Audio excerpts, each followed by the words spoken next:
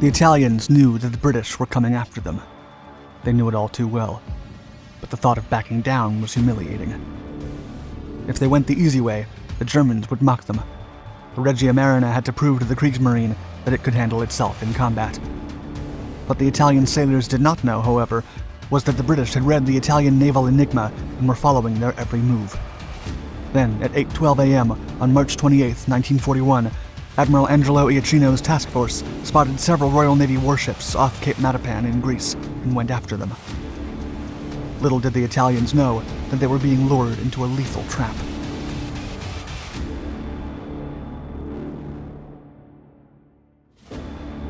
Italy goes to war. In June of 1940, Adolf Hitler's highly disciplined and trained soldiers had the essence of an invisible army. The Blitzkrieg forces were sweeping through northern France, rendering the indomitable defenses of the Maginot Line useless and outsmarting the largest army in the world.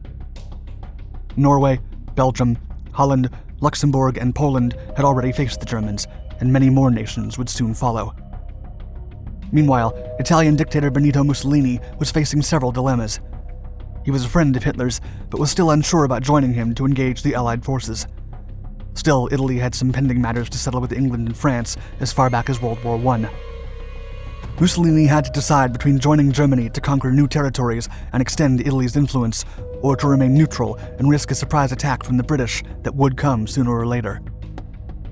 Time was pressing, and Italy had to do something. It all rested on El Duce's hands, and his fascination with recreating a new Roman army and empire ultimately prevailed. In joining Hitler in the conquest of France, he would become the new Caesar and go against the will of the king and the Pope. The dictator then dispatched the Regia Marina to take over the Mediterranean and make it the ancient Mare Nostrum of the Roman Empire once again. To fulfill such a promise, El Duce had been building a powerful navy starting in the early 1930s to act as a deterrent against the influence of the British and French in the region. However, the British had prepared for a possible Italian resurgence and even developed secret plans to bomb the main Italian docks and shipbuilding facilities if a confrontation broke out. While the Royal Navy was concentrated on protecting merchant convoys in the Atlantic from the feared German U-boats, the British left the Mediterranean unguarded with second-rate ships. In addition, the French fleet was out of the equation after the Reich negotiated peace with the Vichy government. Mussolini was now ready to go to war against the United Kingdom. Falling into a trap.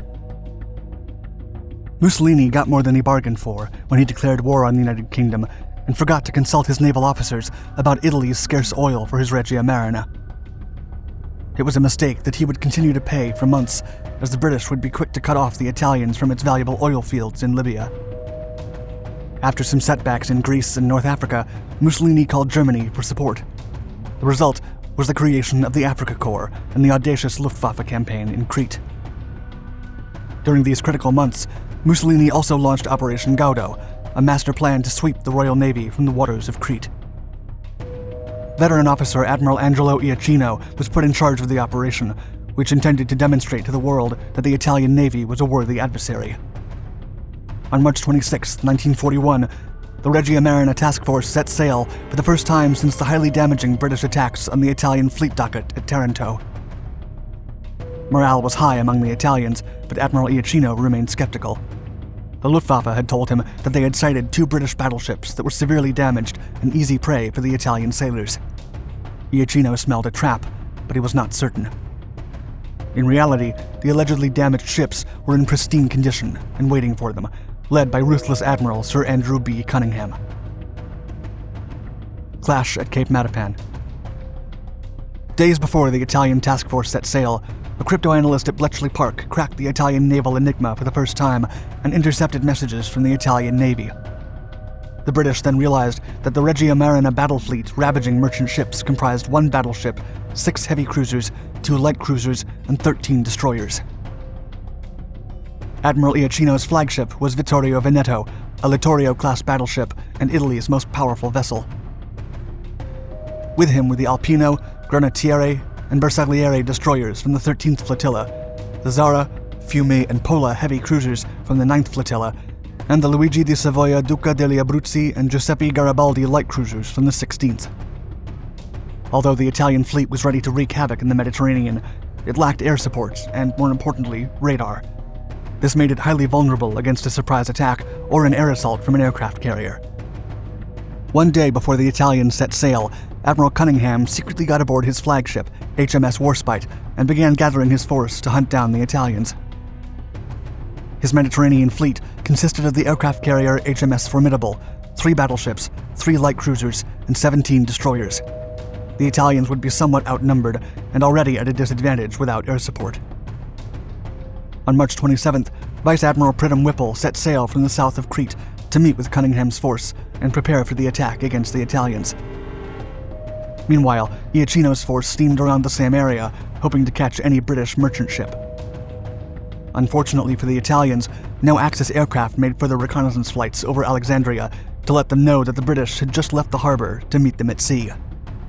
Then, at 6:35 a.m. on March 28th, Iachino launched a small scout plane from Vittorio Veneto and spotted the British squadron. The Italian admiral knew there was no turning back.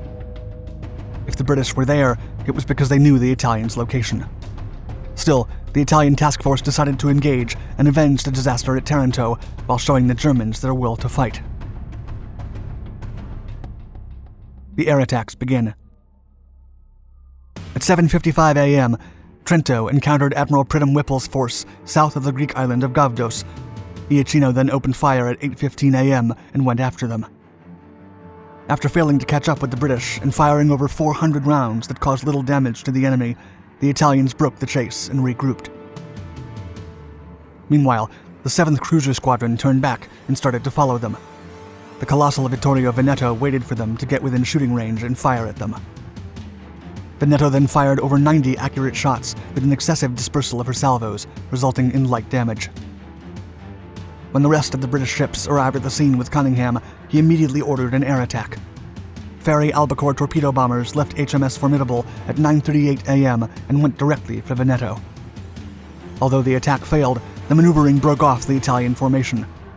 Admiral Iachino then ordered his fleet to set course for the port of Taranto, where he could call in air support. However, at 3 p.m., Cunningham ordered another air attack. In the hellish firefight between the small albacores and the Italian guns, Lieutenant Commander John Dalyell Stead managed to approach Veneto and release a torpedo that hit her outer port. Dalyell Stead and his crew did not survive the counterattack, but the damage was done. The torpedo had caused 4,000 long tons of flooding. Iachino stopped Veneto to perform repairs and adopted a defensive position while the British ships closed in. Then, an hour later, the formation began moving again at a speed of 35 kilometers per hour. Knowing the extent of the damage the British had caused, Cunningham ordered another violent air attack 2 hours later. At 7:30 p.m., a dozen albacores and Fairey Swordfish went after the capital ship once again. Iachino then ordered a 3-column formation and made use of smoke and searchlights to fight the aircraft. It worked, but a torpedo hit Pola, causing the ship to lose power. Her sister ships, Zara and Fiume, then approached to provide cover, while Veneto and the rest of the formation made way to Taranto. Final stroke.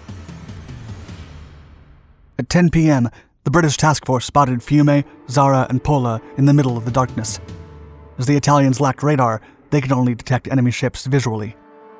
The British battleships immediately opened fire at a distance of 3,500 meters, and minutes later, Fiume and Zara were torn to pieces from all sides. As both ships began to sink, the Vittorio Alfieri and Giosuè Carducci destroyers sailing nearby were also eliminated. Gioberti and Oriani managed to escape, albeit with heavy damage. The British tried to rescue as many sailors as they could before leaving the scene, and transmitted the location of the remaining sailors to the Italian High Command.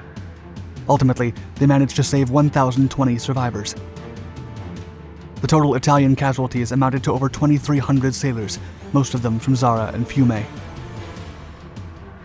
As for Vittorio Veneto, she managed to reach the base at Taranto with the rest of the surviving ships. The Italian Navy would not perform any other offensive operation for the rest of the war.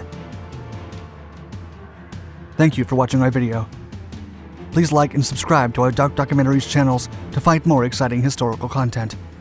And don't forget to leave us a comment with your thoughts on the confrontation between the British and the Italians for control of the Mediterranean.